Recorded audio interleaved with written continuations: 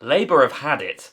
Keir Starmer and his merry band of MPs have just spent most of their conference slagging off Nigel Farage and Reform. Firstly, he called Farage's right to remain policy racist, even though it only looks a little bit further right than Labour's actual policy, which he's then had to backtrack and say Farage and Reform aren't actually racist, presumably because somebody pointed out how well it went for Hillary Clinton when she called Trump voters a basket of deplorables. Rachel Reeves is actively laying the groundwork for tax rises while attacking the OBR, the group that she was championing before she entered office. Apparently she doesn't like the organisation who tell her if she does a good or bad job, considering she's doing an appalling job. And I think the Labour Party will learn to absolutely shudder when anybody mentions digital IDs when we get to the next election.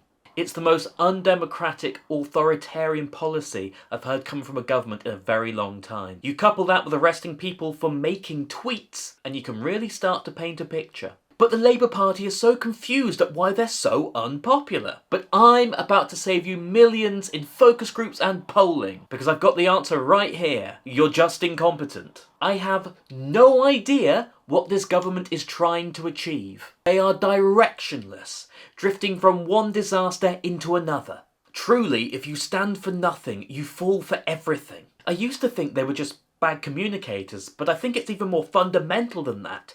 They've got nothing to communicate. And this is why they have no arguments against Farage's style of politics. Because they're claiming that everything's fine and that the system's working just the way it should do. The main problem is that that's what everyone else thinks too. That people are getting poorer, people are getting sicker and more desperate, and that this is all by design. And this is why Reform and Farage will win the next election. Because they have a clear and simple message of what they want to do, and they're going to go after it with everything they've got. It's a message I happen to vehemently disagree with, but it's effective nonetheless. And I understand why it's happening. The Labour Party have been in power for 15 months of a 5-year term, but I already think this decline is terminal. And I actually think if the Chancellor's budget goes as badly in November as we think it's going to, they might be forced to call a general election. The reason being that they have no mandate from the British public for anything they're actually doing. And this means they're basically governing without the country's consent,